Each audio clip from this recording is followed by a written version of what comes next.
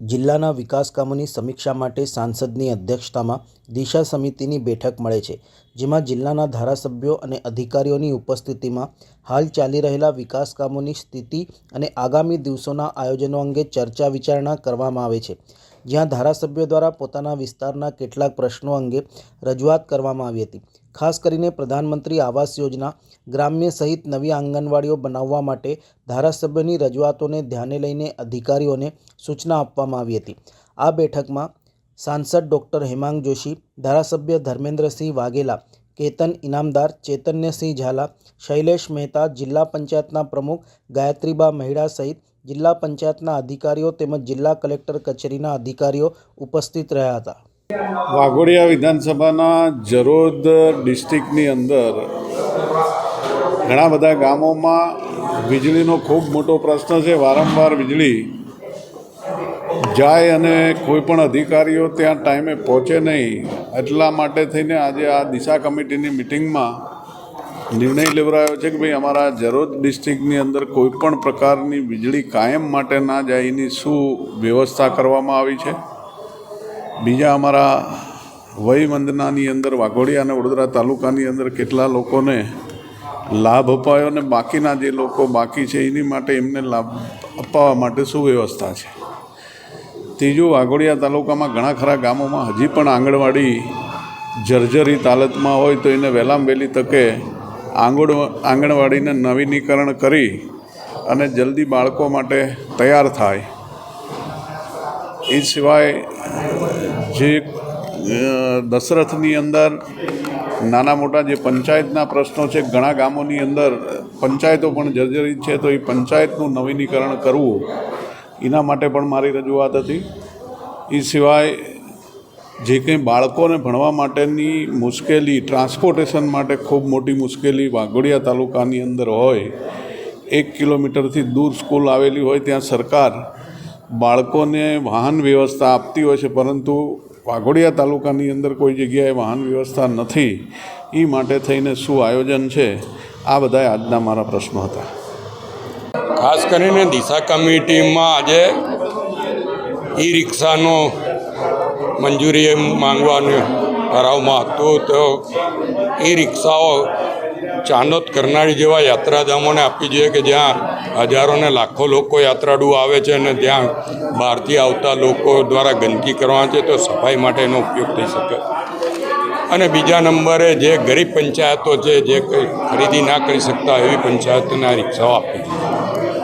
એ સાથે જ મુખ્યમંત્રીએ જે કીધું છે તળાવ ભરવાની યોજના મુખ્યમંત્રી લાવ્યા છે, અને નર્મદા કેનાલથી 3 કિલોમીટર સુધીના તમામ તળાવો ભરવાના, પણ છેલ્લા કેટલાક વખતથી 3 તળાવ જે 1.5 કિલોમીટર છે નર્મદા કેનાલ દ્વારા એ ભરવામાં નથી આવતું. એની પાઇપલાઇન નાખવા માટે મુખ્યમંત્રી હાઈ પાવર કમિટીમાં પણ મંજૂરી આપી હોવા છતાં અધિકારીઓ ડિલે કરી રહ્યા છે. એની ચર્ચા કરવામાં આવી છે.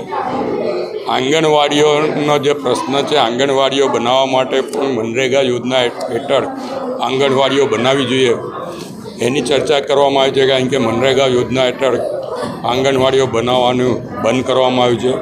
પ્રધાનમંત્રી સડક યોજના અંતર્ગત જે કામો થવા જોઈએ, 2020-21માં જે 10 કરોડ રૂપિયા પ્રધાનમંત્રી સડક યોજના અંતર્ગત આવ્યા, ત્યાર પછી ડભોઈમાં બીજા કોઈ પણ રસ્તા માટે પૈસા નથી આવ્યા. તો આ અંગે અહીંયાથી પ્રપોઝલો મૂકવી એવી પણ સૂચના આપી છે. કારણ કે એ લોકો ડાયરેક્ટ મોકલે એના કરતાં આપણે અહીંયાથી સૂચનાઓ આપવી જોઈએ એવું કહેવામાં આવ્યું છે.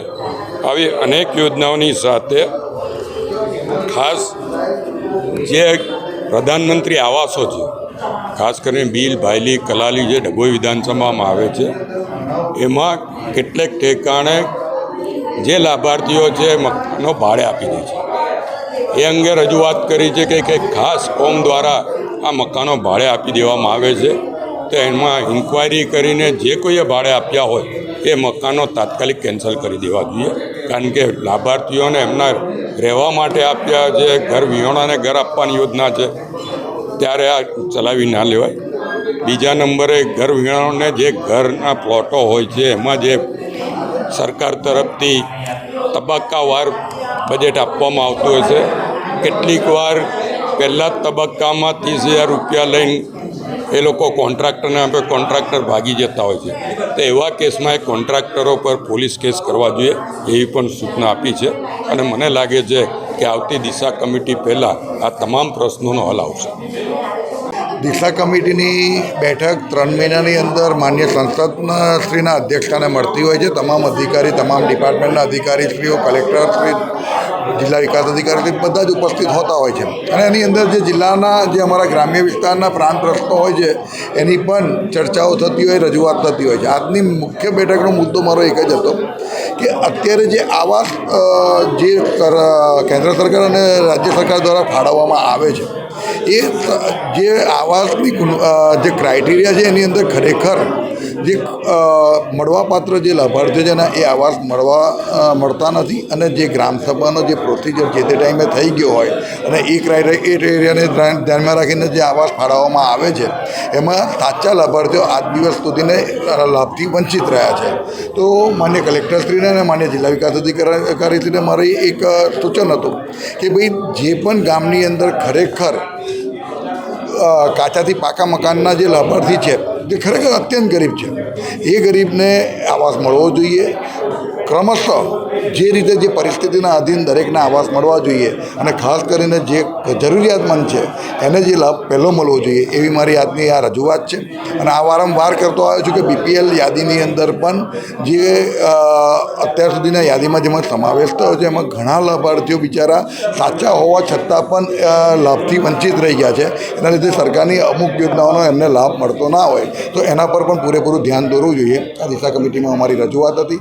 બહુ સારી રીતે આ દિશા કમિટી પતી છે. અને આ જે નીતિ વિષયક પ્રશ્ન છે એ કેન્દ્ર સરકાર અને રાજ્ય સરકારના ધ્યાનમાં લાવવા માટે દિશા કમિટીમાં સૂચન કર્યું છે.